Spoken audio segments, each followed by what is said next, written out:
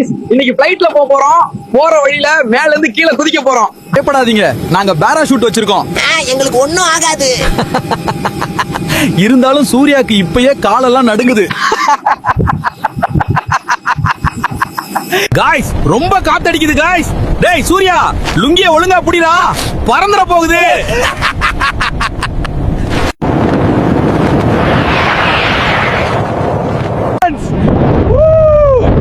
செம்மையா இருக்குடா மச்சான், சூர்யாவை பாருங்க. டேய் மக்களே, இன்னைக்கு நாம கடலுக்குள்ள போறோம். ரெடியா?